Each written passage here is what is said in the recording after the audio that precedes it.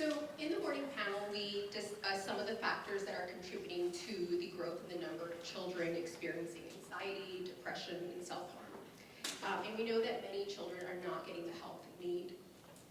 In light of this, the state of California has set out to transform its mental health system. In 2021, Governor Gavin Newsom launched a master plan for kids' mental health, which I'm sure many of you are familiar with or have heard of it. Among the goals of the state's master plan is to grow the mental health workforce, destigmatize care, grow the number of treatment beds for kids with more serious conditions, increase services provided in schools, and expand access to online therapy. Doing this work requires deep collaboration. That's health systems, school systems, insurers, community organizations, and government working together. So in this panel, I hope we can get an update on some of the work happening now, and take a look at what's working and what's not. Maybe some of the challenges, some of the wins that the state and its partners are facing in implementing the state's mental health blueprint. Joining us in this discussion are Dr. Sunil Sood at the end. He is a pediatrician and the director of the Children and Youth Behavioral Health Initiative, which is a 5-year state initiative that aims to transform how the state supports the behavioral health needs of youth. Dr. Amin in the middle is the Chief Medical Officer for LA Care, a public health plan that serves approximately 2.5 million people in LA County. As Chief Medical Officer, Dr. Amin oversees clinical operations, including care management, quality improvement, pharmacy, social services, and behavioral health. Myrna Reynoso Torres, to my left, is a mental health professional with over 20 years of experience. She currently serves as a psychiatric social worker and program coordinator for the Los Angeles County Office of Education's School Mental Health Program. She leads trauma-informed initiatives, manages crisis response, and provides training and consultation to school staff. So thank you to the three of you for being here and giving us this update. And again, I will leave questions at the end because I'm sure you will have plenty. So let's start with you, Dr. Sood. A key component of the state's master plan is, like I said, this 5-year, $4.7 billion Children and Youth Behavioral Health Initiative, or CYBHI, which is what I will be calling it now because it's a mouthful.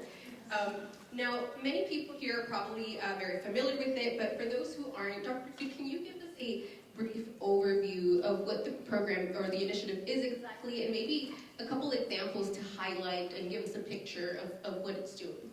Sure, happy to do so. Just check if the mic is working. I don't think it's Is it? Did you turn it on? Working now? Yes. All right, sorry about that. Happy to do so, and thanks so much to CalMatters and everybody for being here and engaging in this important topic. Maybe I'll start with a little bit more about myself. I'm not a career policymaker. I'm a career pediatrician, and I take care of kids in hospitals. And I have seen the things that we need to prevent seeing. And so really just honored to be a part of this effort to transform the ecosystem, right? To change the way we support our youth and families. And the way we went about this was just as you mentioned, in collaboration. And so it started by talking to the youth, and they said a few things that are our guiding principles. They said, do more, do better, do different, and be prevention-oriented and meet us where we are. Be, equity-focused and keep youth at the center. And so with that as the guiding principle, the overview of the initiative is really, as I mentioned, to meet kids where they are. So part of that is healthcare system reform, right? We need more facilities, more residential treatment facilities, more school-based wellness centers, all of those types of bricks and mortar pieces. We need a bigger workforce. We need a workforce that works in places where there's more need. We need different types of workers, right? People, and I think was mentioned on the earlier panel, who can be part of that pipeline. Right? We have the number of psychiatrists and psychologists we have, but can we grow that workforce in ways that are innovative and important to building up the diversity and the beauty of California in that space? We need to support our primary care doctors in different ways because they are the front lines for many folks out there of who they see. So a lot of work is happening on the healthcare side of things, but if you meet someone for the first time with a mental health issue in the healthcare system, you are way too late. So a number of different efforts are being stood up to really support parents and caregivers in their homes, to focus on community-based supports there are so many fantastic community organizations in the state that I've had the good honor of getting to know. They're doing great work, and so they, with a little bit of catalytic funding, can hopefully scale their efforts in different ways. Schools, as you mentioned, a ton of effort going on in schools to really rethink the culture and center them as wellness hubs in different ways. So thinking about the curriculum, how resilience is taught in schools, thinking about the campus culture. I think there was a question from a youth there about like, how do we change the culture in schools in different ways, and then access to care services in different ways. And then, as you mentioned, people live online as well. It's a hybrid world out there, right? And so what can we do to move away from heading to TikTok, perhaps, for mental health advice, to heading to high quality, good services that folks can access free of charge, no insurance information needed outside of standard business hours for parents and caregivers as well. So that's a little bit of each of the sectors that we're working in different ways, and I'm happy to go deeper. Yeah, and we'll talk more about some of those sections, but I did want to ask, because CYBHI, like I mentioned, is a 5-year program. We're now in year 4. Funds are being distributed. So what happens after next year? How do you continue sort of the work that you started now if we're no longer seeing that funding come in? Yeah, fair question. I think maybe one piece I'll highlight is that the initiative itself is vast and contains at least 20 different work streams. And so some parts of it do sunset. Some parts of it will sunset this year, some parts of it will sunset next year. And other parts of it are actually built in statute in perpetuity. So it's not all a 5-year initiative. There's different components that manifest differently. And when we talk about sustainability, I think there's different parts, threads to pull on, essentially, in that space. Some of the funding was intended to be catalytic. Working with folks like Care, part of it was to get these two folks at the table to talk to each other, right? Managed care and schools aren't traditional partners in many spaces. In LA may be different, but you think of parts of rural California, northern parts, they had never met before. And so part of the funding was let's build those relationships and work on something that is in the behavioral health space to make a difference for our youth. Another part of the funding was to establish the infrastructure to engage in sustainable funding mechanisms and building supports. So that is also an example of like a one-time funding effort. Myrna, I want to talk about if you can give us, as we heard in the first panel, kids are more likely to get mental health when offered at school. It's where kids spend most of their day. I was wondering if you can give us an overview of the types of services that are available today for students at County Office of Education, Los Angeles County Office of Education. I know that you serve a pretty diverse group of students, or I guess students in non-traditional schools. So if you can give us maybe an overview of the types of services that you are providing today and how you tailor those services for the specific needs of the different students you're serving. I do want to say that after COVID, I think the highlight on mental health really benefited our profession, or the need for it in school. So it has grown drastically in the school sites. There was more grants available. CYBHI became more available. There was a lot of opportunities. Mental Health Services Act came out. Mental Health Student Services Act came out. These were all grants that are funding multi-tiered mental health services on campus. So sometimes when you think of mental health in a school setting, you're thinking of a community-based organization, mental health provider that comes in just to provide that individual counseling, ongoing, Medi-Cal funded services, and that's really only services the top maybe 10%, 20% of your student population, but they're limited on the amount of students that they could see. What we're trying to provide, and what was able to be provided in certain school spaces, is actually have a school social worker or a school-based mental health provider servicing the whole school community.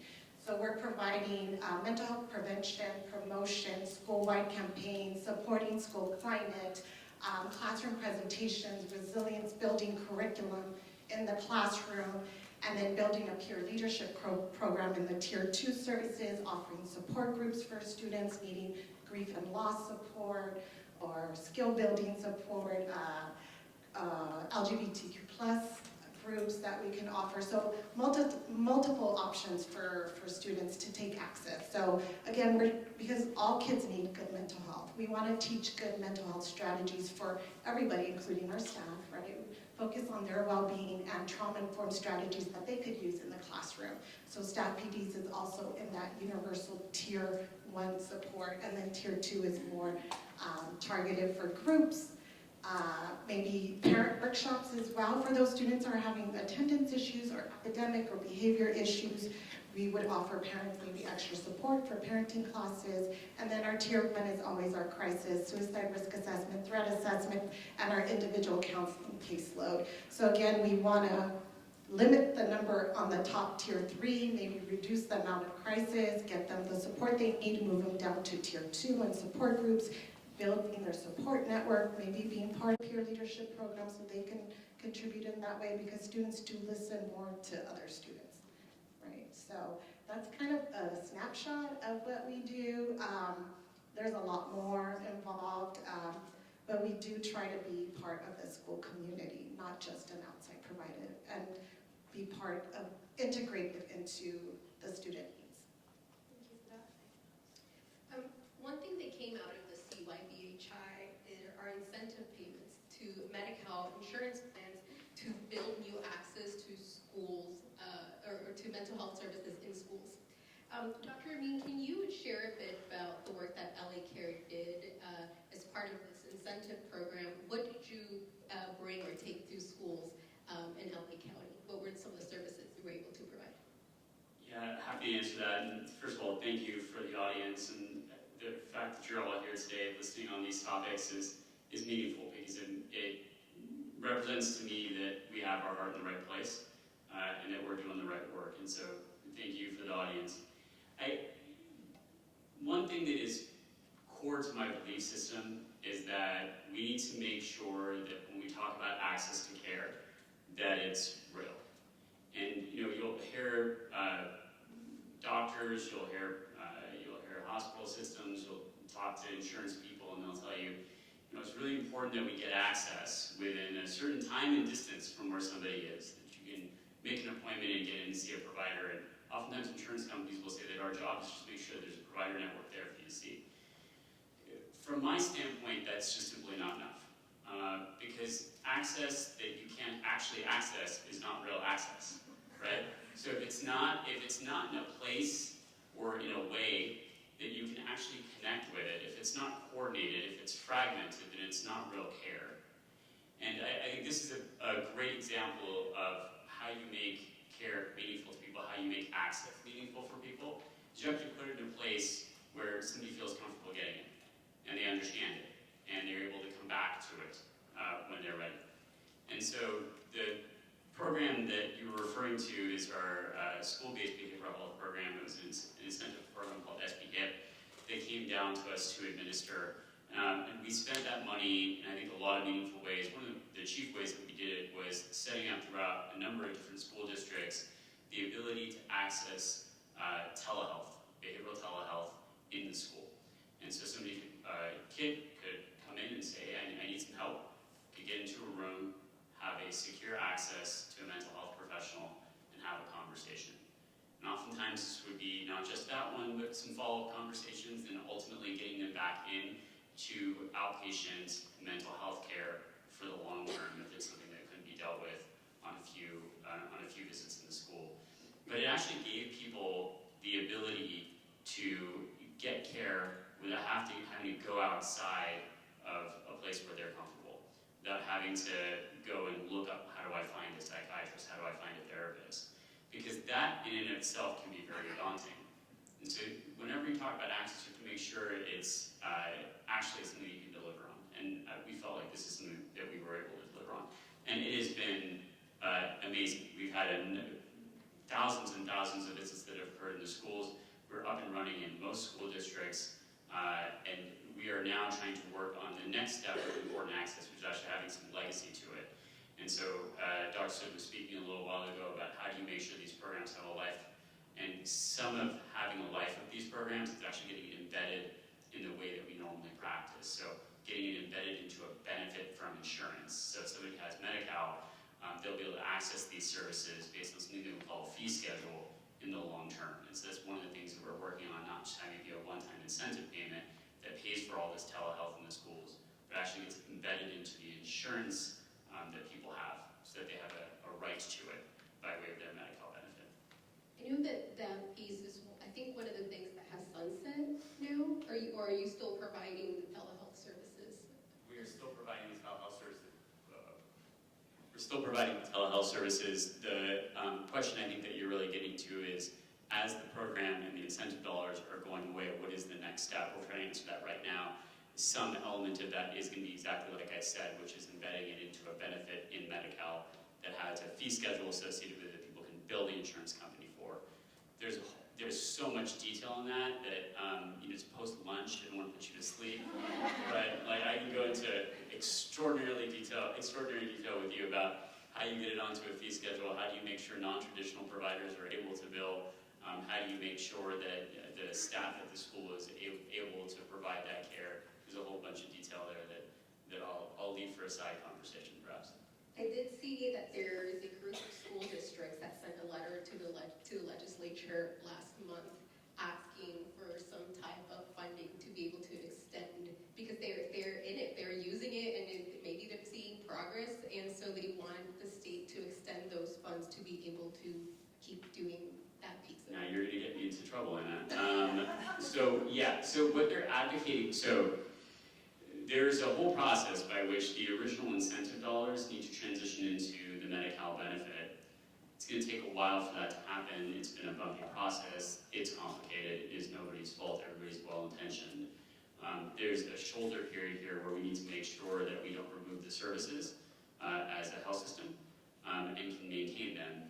That's a lot of what this conversation is about right now, is if we're not ready and don't have the infrastructure to build it into the plans just yet, how do we continue funding, at least for some shoulder period, until we are up and running and people can, the schools can send in claims and we can pay them. I want to talk about the fee schedule program, because that is how it seems like we're going to be able to sustain some of this work. Dr. Sood, can you explain to me what exactly is new? Because I was under the impression that schools could already get paid for some mental health services through Medi-Cal. So what exactly is new in this fee schedule program? Yeah, happy to do that. This was the bureaucratic piece Dr. Amin was saying, maybe start a conversation. Well, let's go there, because it's a first-in-the-nation approach, and it's actually beyond Medi-Cal, it's commercial plans as well. But at a high level, and please stop me if I'm getting too lost in the weeds here, but at a high level, when you think of going to a healthcare provider, the types of providers you tend to be able to see are those that are deemed in-network by your insurance plan, right? There's one large exception to that. There may be others as well, but one of the large exceptions to that is the emergency room. You can essentially show up in any emergency room with a broken bone, and by various laws, that is in-network. California is taking that concept and that approach, first in the nation to do that, and apply it to schools. And essentially saying schools, because that's where kids are, that's where some services are already being provided, they are essentially part of the healthcare system. So let's link healthcare dollars to that. And schools, you get to decide the network of providers. They can be your social workers already on campus. They can be the community partners that you already work with and link up to in different ways.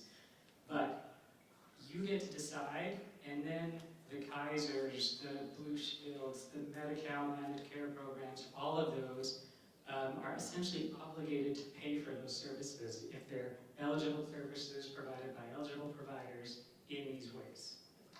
Now, the way to actually make that happen is a billing mechanism, right? You have to submit a claim to an insurance plan and then receive the funds for that claim. And that is where there's a lot of steps to make that happen. But that concept now is moving from theory to reality, slower than anyone would like, for sure, but it is occurring. There are 9 school districts throughout the state, including Los Angeles Unified, that have billed through this schedule and started to seek some reimbursement from it. Small amounts so far, but we hope this is a sustainable path to providing some services in schools because it's a new revenue stream essentially for that to occur. And if I'm happy to add a little bit to that. Dr. Sue's in the weeds, we're going to get deep into the soil here. So there's a couple. You asked a very intelligent question, which is these are mental health professionals. They're doctors, they're providers. Why can't they just bill? Why can't they just bill insurance based on their normal billing system, right? If you go to a therapist, they can bill. Why can't somebody who's seeing a student over motel health services bill the same way? Some of it comes from the fact that the program that we actually developed, the school-based behavioral health programs that we've developed, are actually more than just the visit itself. There's an IT component to it, there's a data sheet component to it, there's a coordination component to it, in which we have folks at the schools who are then coordinating back with the primary care doctor. It's a system of care. So systems of care don't have a billable code. A visit with your doctor has a billable code. And so if they were to just bill based on the existing codes and the existing fee schedules that exist in insurance, there's probably going to be a gap on how they can get reimbursed. And it won't be able to be, you won't be able to reimburse for that whole team model, you won't be able to reimburse for that whole coordination of care. There's a number of things that simply don't have codes. So the new fee schedule that is coming out that incorporates all the elements of the school-based behavioral health program is just rolling out now. And we're getting the unified school districts on board with being able to bill in that fashion. The insurance plans have to adjust our system in order to be able to functionally pay a claim. And also, these aren't traditional providers, right? You go to your primary care doctor, trust me, they know how to bill us. They know exactly how to find us. They know how to send in a claim, and they know how to get paid. Because they've been a part of the system for a very long time. But some of the innovation that has occurred in California over the last few years has been getting what I would call non-traditional providers into the system. Think about doulas, community health workers, these school-based behavioral health programs, these Torres. These folks have not traditionally billed insurance, and that can be very complicated. It's like starting a new business. I mean, it's extremely complicated, particularly for somebody who is really doing this in their community and isn't necessarily, has not been part of the traditional healthcare system in the past. And so some of the fee schedule that's coming out now is getting a way to bill, and then some of the work that we're providing is technical to train people to bill. So there's a lot coming down the pike in order to make this something that has some degree of legacy to it. But sure, they could bill in the current system, it just would be probably not enough to pay for the entire queue-based approach. Myrna, take us out of the weeds a little bit. This billing system, what does it ultimately mean for schools? I mean, does that mean you can now hire new counselors, new social workers? What does it mean on the ground? We're still learning what each kind of activity that you do with a student, you're going to get reimbursed on. Most likely it's not going to fund a whole position. But the other thing we are trying to do, and part of our multi-tiered mental health services model that we have, is that we are working on our workforce development. So we have a huge intern program that we were able to pay stipends with SB HIP and build these wellness centers at school sites as well. But the fee schedule doesn't allow is for our interns to bill. So, we started with 8, 10 interns, then we grew to 20, now we're at 55, but these 55 interns cannot bill. There is the option of becoming a certified wellness coach that maybe they would qualify for eventually and be able to bill, but they're providing these direct services to students because one social worker for a whole high school, it's still not enough, staff-wise to be able to meet all the needs. So interns are definitely needed, and there is a gap. We do need more mental health providers, so we are servicing that need at the same time. Again, a lot of school districts don't have the electronic health documentation system. LACO is the lead in getting districts support that they need, the technical assistance that they need. That's a different part of my program. I'm more of the direct services. I have school social workers on the ground with an intern program, and I'm supervising them and getting them trained in culturally responsive, evidence-based trainings for working with these students. So focus, but the whole technical assistance part is like getting us ready to start billing. And we're not even there. And LACO is the lead person in doing it. So everything just takes so long. Hopefully we'll see like the benefits of it in the future, and we'll see how it can really impact the services that we need. I did want to say that the reason I agreed to come here, I do feel like there is an urgency to to do this work and to bring light to the needs of our students and especially the mental health needs, is that it's affecting all of us. Like, it's affecting my 13-year-old twins, right? Like, I'm worried. Their little friends are talking about, cutting at school and other issues, and I'm like, it's come to the point we have to do something about it, and together we could do something about it. It's our future. It's our future workforce too, right? Like, they need to be mentally well to get a job and to get up in the morning and do what they have to do. So being in the schools is the best place to be. So if we can have more mental health support for everybody, not just the ones in the top tier 3, the ones that are acting out, but the ones that, are having a really stressful time and are considering, and very impulsive, right? During this age, they're really impulsive, thinking that the only choice they have is to end their life because they're overwhelmed with whatever problem that they have. Like, my school social workers, our school social workers are saving lives right now. It is at that point. Kids are jumping off the buildings, and out of their school sites. It's not like, it's just really important to talk about. That's kind of why I wanted to mention the support that's been given, the finances, making it a priority for California. I'm really proud of that. I think it needs to continue. We need to find ways to continue providing these services to our students. So one of the recurring themes from the first panel and already in this panel is workforce, workforce, workforce. One of the goals of the state's master plan is to add, I believe it's 40,000 new mental health professionals. Dr. Sood, how are we going to get there? What is are we close? What's sort of how do we get there? I can lay out the approach a little bit, and then we can talk about the numbers. As I mentioned at the top, at this point in time, we have however many social workers or psychiatrists. That number doesn't change overnight, right?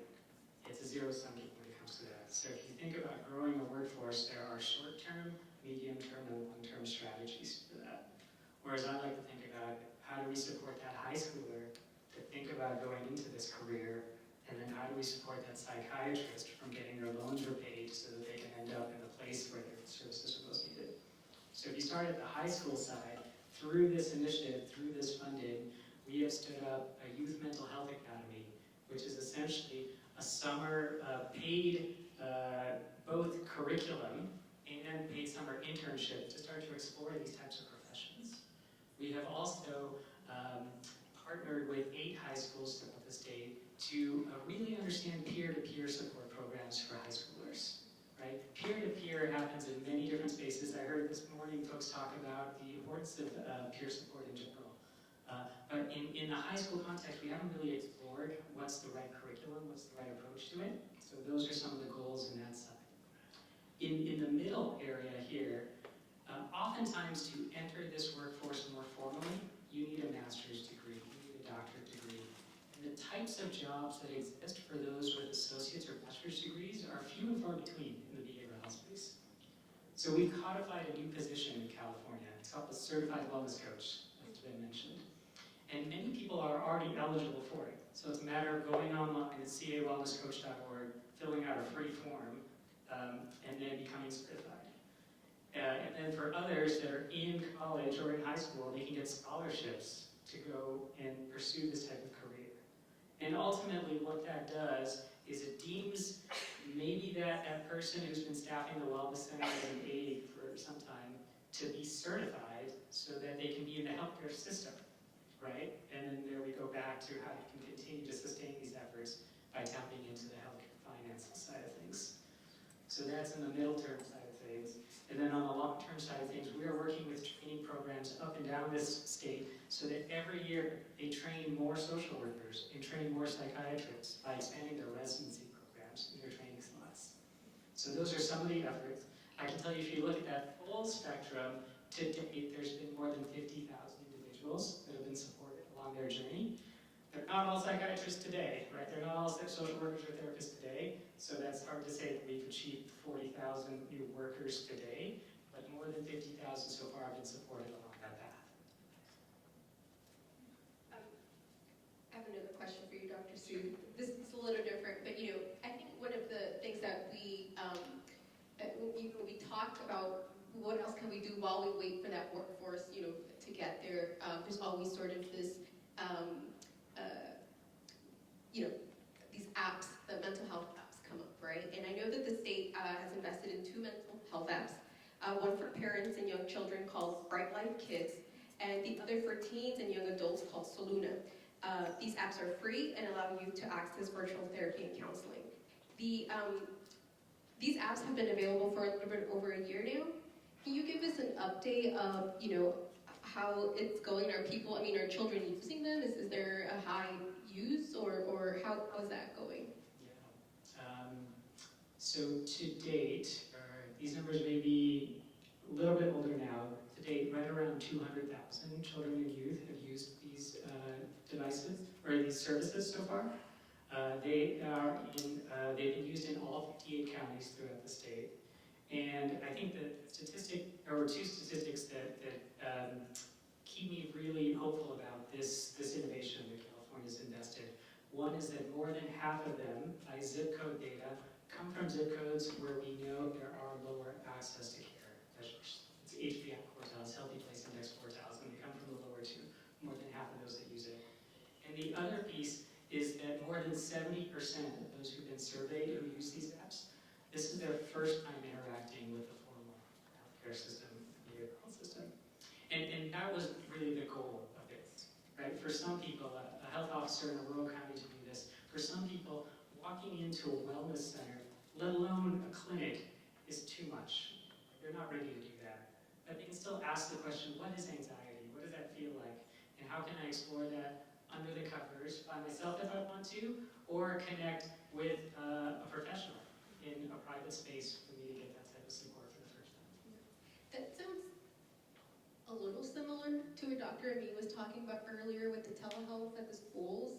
What is the difference? Are different children using them, or is there an overlap? But why have both? Yeah. Maybe I can start by describing them, and Dr. Amin, if you want to describe some of the telemedicine work that LA Care is doing, that'd be great. So these services are offered by trained professionals who are, they're essentially, they go by different certification bodies, but you could generally call them counselors or coaches. And in that sense, they are what we call non-clinical or subclinical. They are supervised by a clinical professional, but they're not going to diagnose ADHD over these visits. They're not going to diagnose anxiety. They're going to get you through, or work with you to get you through that emotional issue you're dealing with right now, and give you practical steps to work on self-regulation, and in some cases, escalate you to the right resources when necessary, whether that's connecting you to 988 for a crisis line, whether that's supporting you as you're making your own journey to an emergency room, or whether that's helping you get in-person clinical support if and when necessary.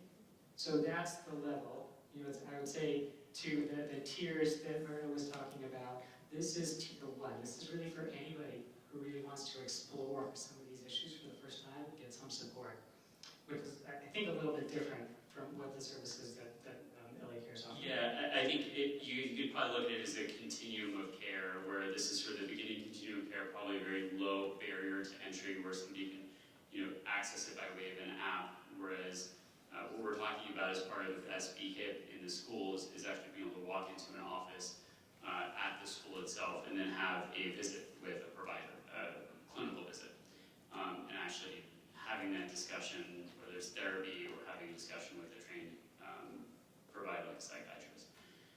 So different level of care, different place in the continuum. On the apps, Dr. Sue, are we seeing yet, can we measure impact yet? Are they improving outcomes for children? Do we have that data yet? That's the billion-dollar question, right? In many respects. And I will say, types of data on outcomes, they take a while to come in. And it's not just specific to VATS, right? It's all of the work that we're doing. In general, suicide data takes years to come back because it has to go through the coroners and medical examiners and really understand the nuances of each case before it gets reported out. But we have partnered with an independent evaluator to look at the initiative overall, and they recently released an interim assessment that everyone is welcome to take a look at on the website. And to essentially various aspects of the initiative, they assess that they show signs of promise, that they're aligned with the evidence, that the investments that are made align with geographic needs and strategic needs of California needs. When I talk to mental health advocates about some of the things they're most excited about that the state is coming out with, one thing that has come up, and I think it's important to mention because this came up in the first panel too, just about the importance of not just getting mental health for children, but also their parents. One of the things that comes up is this new Medi-Cal benefit called the dyadic service. Dr. Amin, can you tell us a little bit more about what that is and how are your members using it? Can you give us a little more about what exactly is the goal here with the dyadic service? Yeah, I actually think this has been a huge benefit to the system. So in short, dyadic services means that if a child comes in with their parent to a provider's office and there's a determination, and the child has, let's say, Medi-Cal as their insurance plan, but the parent does not, or the parent isn't signed up. And there's a mental health need there on behalf of the child can be seen, and then also the parent can be seen as part of a family approach to dealing with the problem. And the services that are delivered to the parent, even if that parent is not enrolled in Medi-Cal, can be billed on behalf of the child to the insurance company so the provider can get paid. That's considered a dyadic service. And one thing that's been very beneficial is just recently there's been an opening up of that such that they can actually be billed on the same day, which is critical, meaning that the person doesn't have to go home, come back the second day with the parent to get services. They can be rolled right into a visit the same day.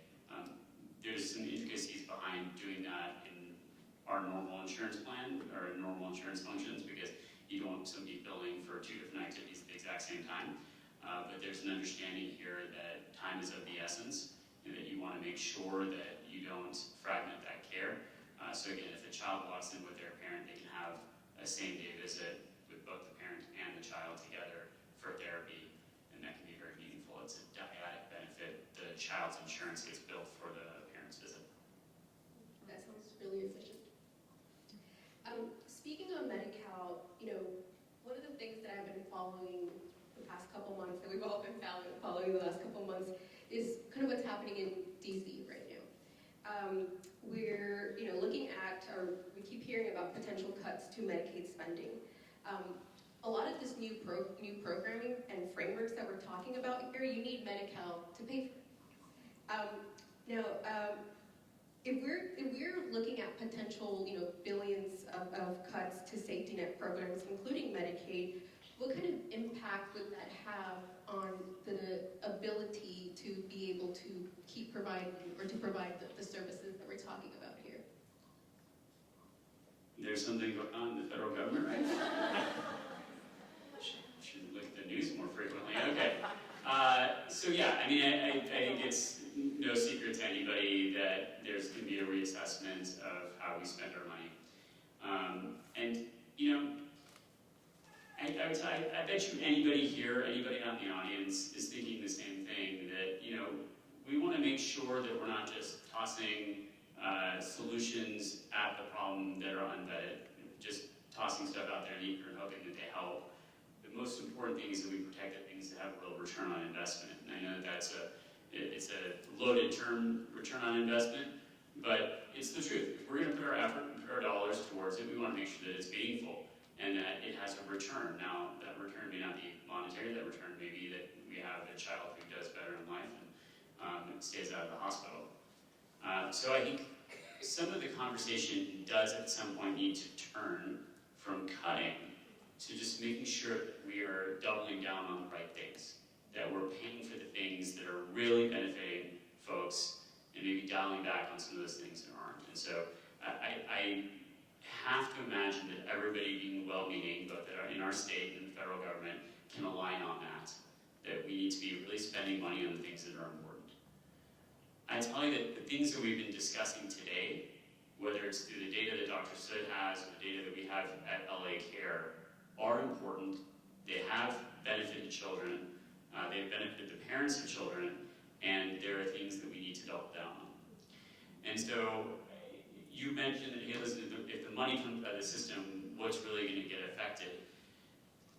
It will probably end up being these types of innovative practices that we started conducting in California that are going to be affected, whether that's things through the new CalAIM program as part of Medi-Cal, and again, I won't go into fantastic details about this, but there's a program that's come over that's been laid down in California over the last few years that's really innovative, that's been innovative around how we practice medicine here.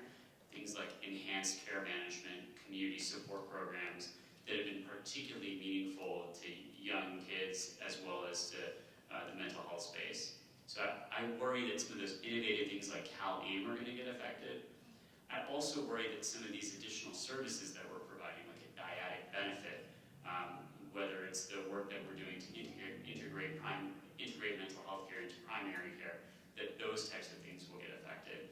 And so I think we need to be very protective of the things that we have really good data on and that have been helpful for our students, for our kids, for our parents.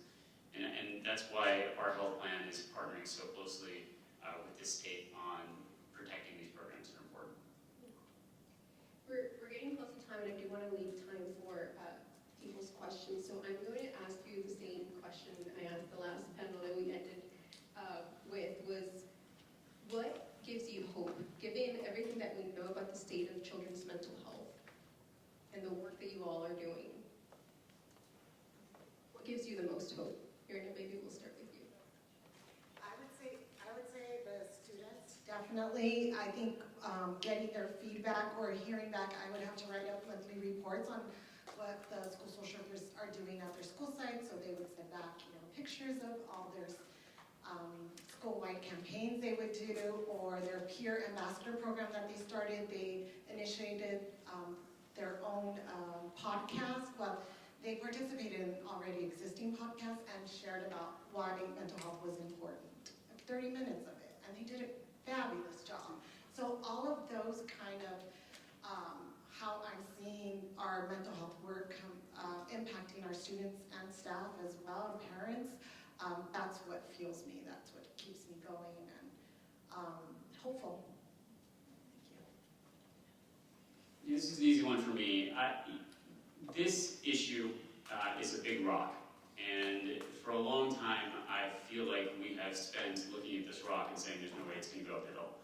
And at some point you get into analysis by paralysis, and you get into a situation where we're going to talk about this thing forever, and everybody can describe how large the rock is, but not actually try to do anything about it.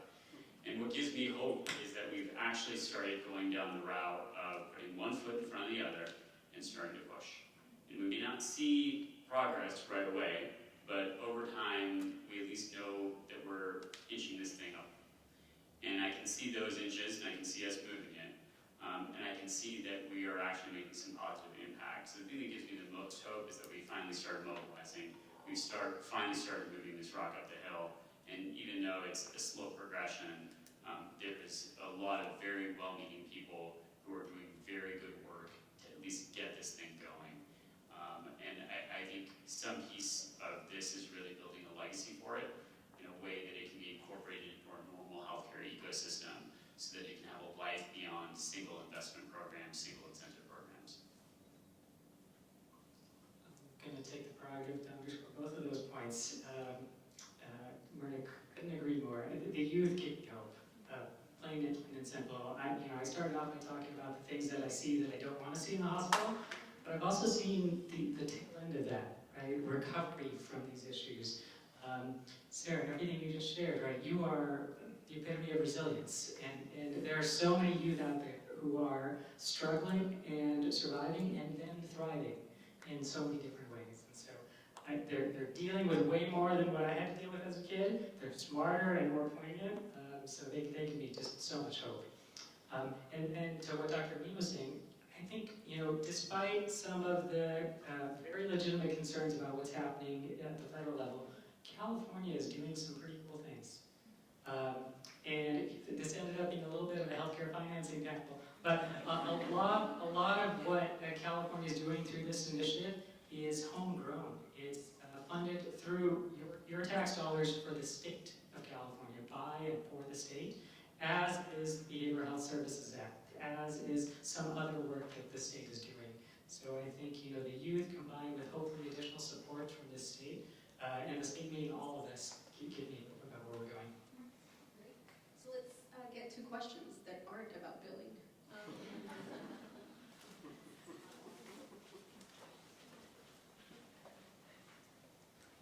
It's just a little bit about billing. Is that okay? If you have an insurance claim, he's the guy who sent it. I'm also going to claim that it's hope-focused, so hopefully that's okay. It's kind of a CalMatters, Catchlight, maybe second, third book request. I'm a proud member of the Weeds of CYBHI. I'm from a school, we're one of the 8 schools that are in the peer-to-peer program. And the weeds are deep, and we're all like bleeding the blind, figuring out the billing stuff and all of that. But I think we also acknowledge that it's a long-term potential solution for behavioral health in the schools. And so I was wondering, are there ways that like the CalMatters and the Catchlights of our community can like elevate those inches that the rock is moving? Because I think if we could show the successes and more people knew about the programs happening, it would actually make the weeds a little easier for like the schools, for example. Something as like basic as we actually need their health insurance information, or we need them to consent for a service, and parents are like very sensitive at a time in our current climate to provide something like health insurance. And for every school to have to be like crafting language and begging parents for health insurance when they're like, I don't even know what you're talking about. Like it would be so great if like when I'm watching Netflix, like, a CYBHI initiative commercial was part of it so that people even know what we're talking about when we say something like, no, but if you give us this information, like we can get reimbursed for these huge services that like we're already doing, and we can do more and more. But I think elevating the good work that's happening could alleviate some of the difficulties. That's a story pitch. There you go. If I can just add to that a little bit. You asked earlier on about the data on outcomes, and I think, what I mentioned was that some of that population level data is now there. But to the point that you're raising too, the stories are there. When I'm traveling and going to places, schools are telling me when we center wellness, Myrna, you might agree, we are seeing improved attendance. We are seeing decreased disciplinary actions. We are seeing our kids look and feel better. Recently I came across an anecdote of an LGBTQ youth who said the skills he's learning through his community organization that was funded to do some work on suicide prevention helped him save a friend's life. And so in ways, I wouldn't say small, in ways that are big, but maybe hard to measure on a population level, there is signs that we're moving in the right direction. Any other questions?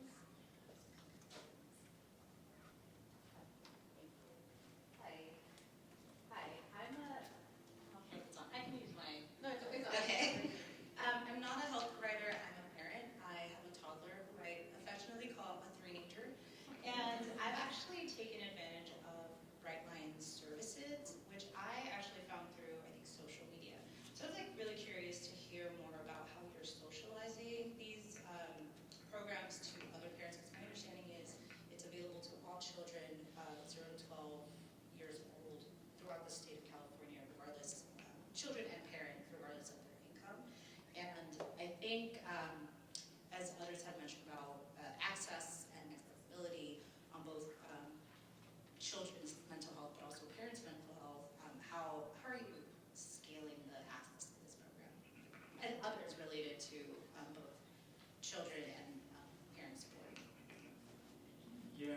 appreciate the question.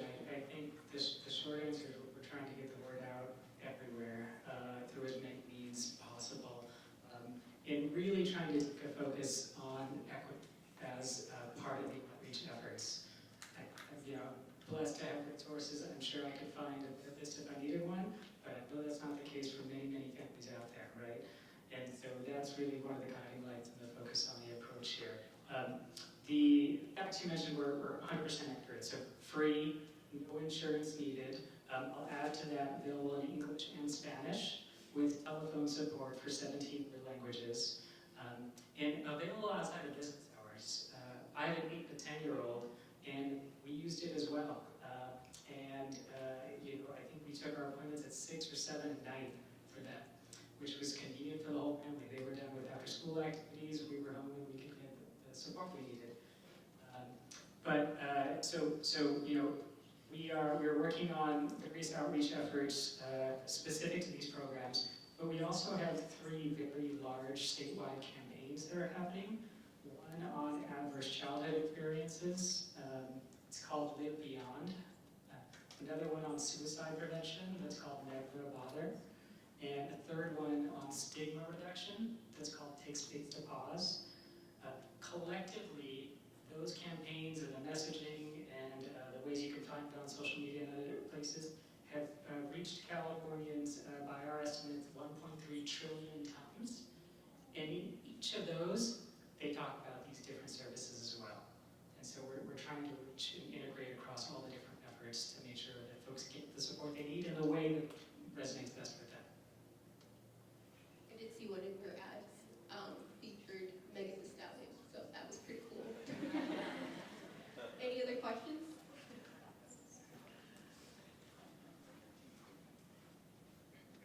Hi.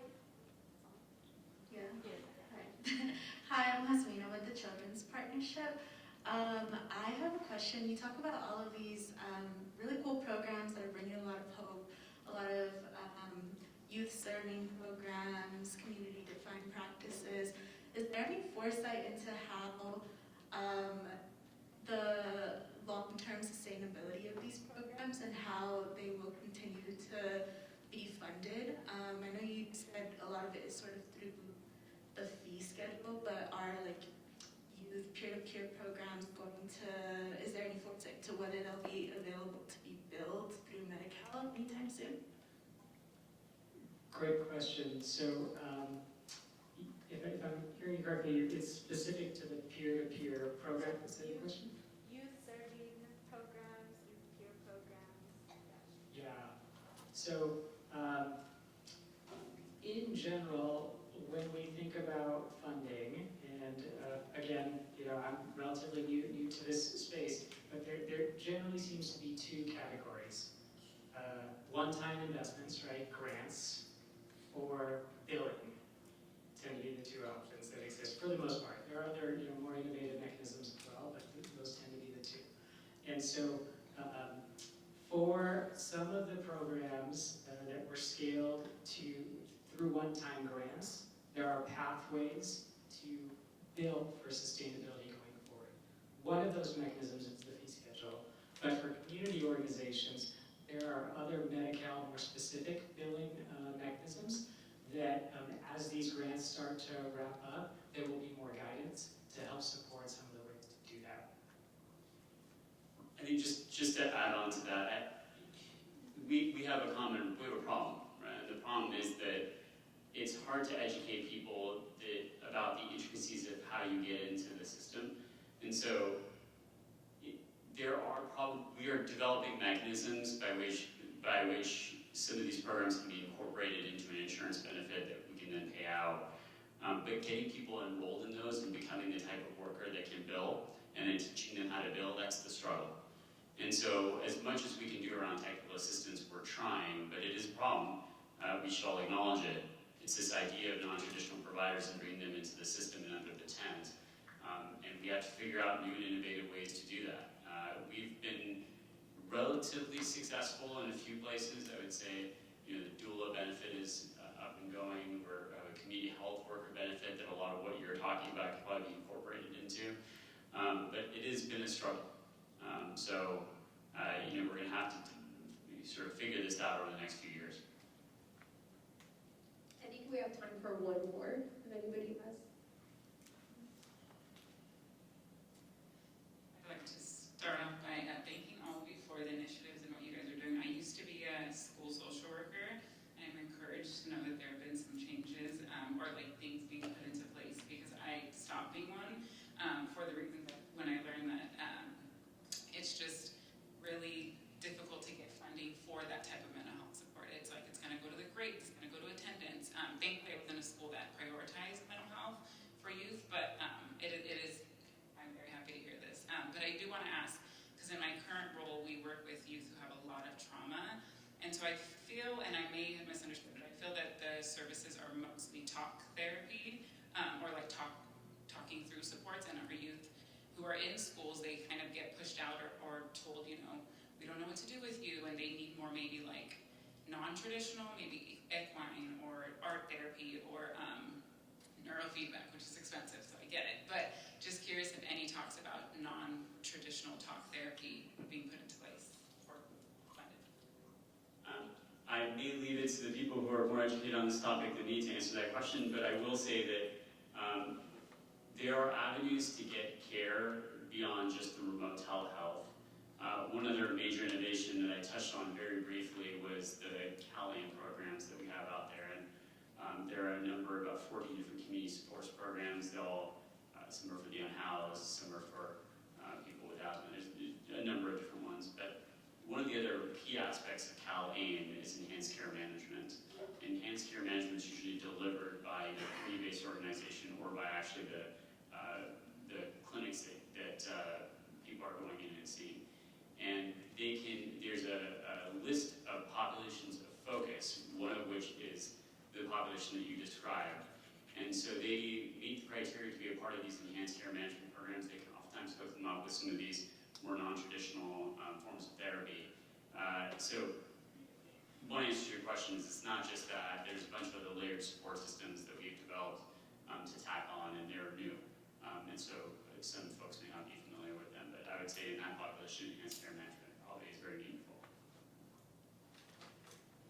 We don't offer those, we try to bring whatever we can in training-wise, our school-based mental health providers. So, this was through another grant, but Educator Effectiveness Grant. Not all school districts have it, but, we're gonna get trained on sound tray, or we did also EMDR, neurofeedback, but those were all separate grants. And because we're LACO, it was, presented to us, so we were able to apply for them. I would just add, I appreciate the question, because I think what you're highlighting is that while some kids do need cognitive behavioral therapy, or some kids do need medications, that's not right for everybody. And I would add to that another lens to view this as culture, and that different communities think and talk about these issues in different ways. And so one of the additional supports through this initiative is supporting different local community organizations that in many cases do partner with schools to provide services that resonate with the local culture in different ways. Great, I think we're all good, and thank you to the three of you.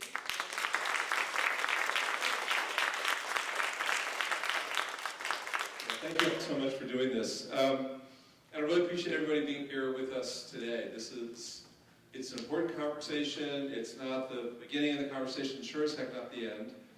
We have a lot more to do. I appreciate the straight out story pitch, the things we should be covering. There's a lot of ideas in here for what we do as we not just make Amin do a lot more work, which we're happy to do, but think about how to grow our coverage, how to do more, how to build our capacity, how to look at different kinds of issues we should be covering, and how to look at the intersections we've talked about here today between mental health and the state budget and workforce and different educational programs and healthcare and all the kind of connections.